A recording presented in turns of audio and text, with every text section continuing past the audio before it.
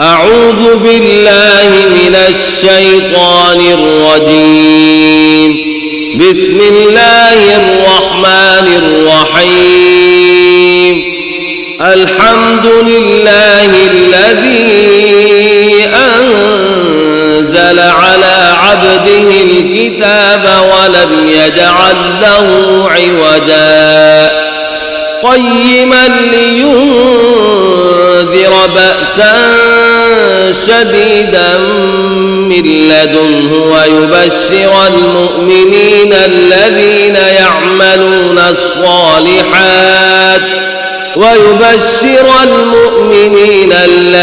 يعملون الصالحات أن لهم أجرا حسنا ماكثين فيه أبدا وينذر الذين قالوا اتخذ الله ولدا ما لهم به من علم ولا لآبائهم كبرت كلمة تخرج من أفواههم إن يقولون إلا كذبا فلعلك باخع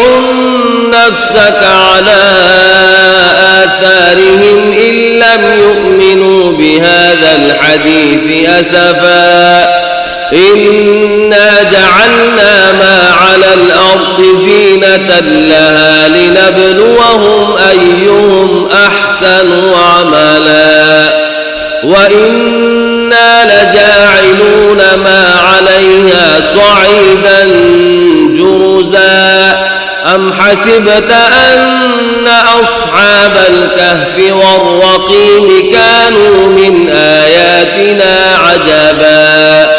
إذ أوى الفتية إلى الكهف فقالوا ربنا آتنا من لدنك رحمة وهيئ لنا من أمرنا رشدا فضربنا على آذانهم في الكهف سنين عددا ثم بعثناهم لنعلم أي الحزبين أحصى لما لبثوا أمدا نحن نقص عليك نبأهم بالحق إنهم فتية آمنوا بربهم وزدناهم هدى وربطنا على قلوبهم إذ قاموا فقالوا ربنا رب السماوات والأرض لن ندعو من دونه إلها لقد قلنا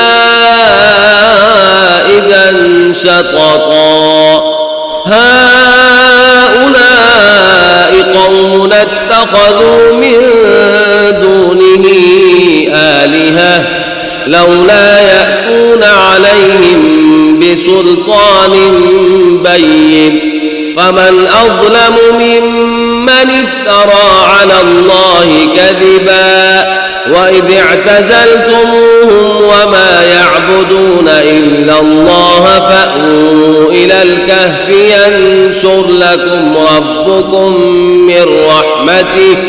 من رحمته ويهيئ لكم من أمركم مرفقا وترى الشمس إذا طلعت تزاور عن كهفهم ذات اليمين وإذا غربت تقرضهم ذات الشمال وهم في فجوة منه ذلك من آيات الله من يهد الله فهو المهتد ومن يضلل فلن تجد له وليا مرشدا وتحسبهم أيقاظا وهم رقود ونقلبهم ذات اليمين وذات الشمال وكلبهم باسط ذراعيه بالوصيد لو اطلعت عليهم لوليت منهم فرارا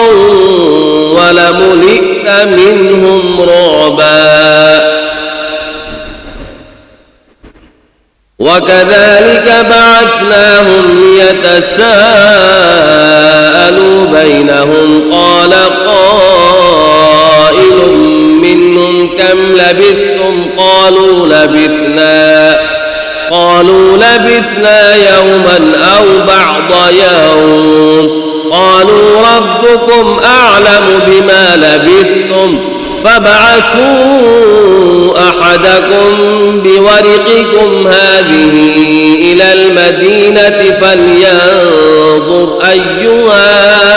أزكى طعاما فليأتكم برزق منه وليتلطف ولا يشعرن بكم أحدا إنهم إن يظهروا عليكم يرجموكم أو يعيدوكم في ملتهم ولن تفلحوا إذا أبدا وكذلك أعثرنا عليهم ليعلموا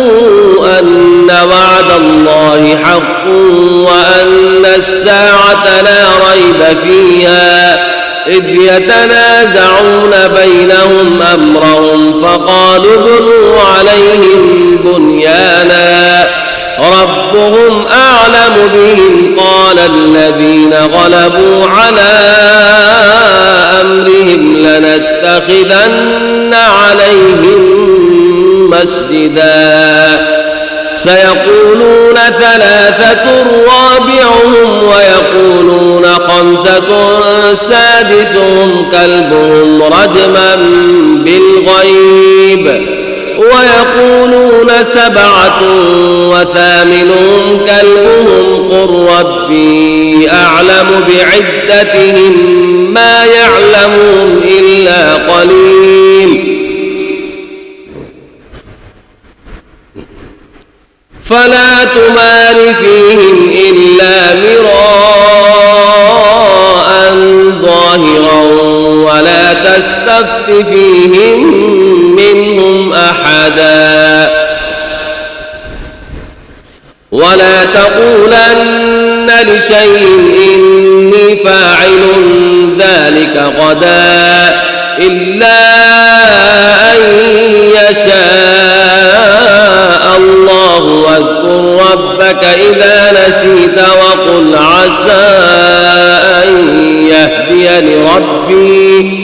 وقل عسى أن يهديني ربي لأقرب من هذا رشدا ولبثوا في كهفهم 300 سنين وازدادوا 9 قل الله أعلم بما لبثوا له غيب السماوات والأرض أبصر به وأسمع ما لهم من دونه من ولي ولا يشرك في حكمه أحدا واتل ما أوحي إليك من كتاب ربك لا مبدل لكلماته ولن تجد من دونه ملتحدا واصبر نفسك مع الذين يدعون ربهم بالغداة والعشي يريدون وجهه ولا تعد عيناك عنهم تريد زينة الحياة الدنيا ولا تطع من أغفلنا قلبه عن ذكرنا واتبع هواه وكان أمره فرطا وقل الحق من ربكم فمن شاء فليؤمن ومن شاء فليكفر إنا أعتدنا للظالمين نارا أحاط بهم سرادقها وإن يستغيثوا يغاثوا بماء كالمهل يشوي الوجوه بئس الشراب وساءت مرتفقا إن الذين آمنوا وعملوا الصالحات إنا لا نضيع أجر من أحسن عملا أولئك لهم جنات عدن تجري من تحتهم الأنهار يحلون فيها من أسابر من ذهب ويلبسون ثيابا خضرا من سندس واستبرق متكئين فيها على الأرائك نعم الثواب وحسنت مرتفقا واضرب لهم مثل الرجلين جعلنا لأحدهما جنتين من أعناب وحففناهما بنخل وجعلنا بينهما زرعا كلتا الجنتين آتت أكلها ولم تظلم منه شيئا وفجرنا خلالهما نهرا وكان له ثمر فقال لصاحبه وهو يحاوره أنا أكثر منك مالا وأعز نفرا ودخل جنته وهو ظالم لنفسه قال ما أظن أن تبيد هذه أبدا وما أظن الساعة قائمة ولئن رددت إلى ربي لأجدن خيرا منها منقلبا قال له صاحبه وهو يحاوره وكفرت بالذي خلقك من تراب ثم من نطفة ثم سواك رجلا لكن هو الله ربي ولا أشرك بربي أحدا ولولا إذ دخلت جنتك قلت ما شاء الله لا قوة إلا بالله إن ترني أنا أقل منك مالا وولدا فعسى ربي أن يؤتيني خيرا من جنتك ويرسل عليها حسبانا من السماء فتصبح صعيدا زلقا أو يصبح ماؤها غورا فلن تستطيع له طلبا وأحيط بثمره فأصبح يقلب كفيه على ما أنفق فيها وهي خاوية على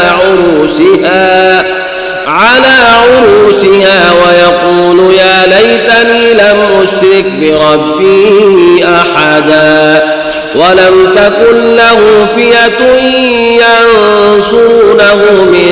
دون الله وما كان منتصرا هنالك الولاية لله الحق وخير ثوابا وخير عقبا صدق الله العظيم.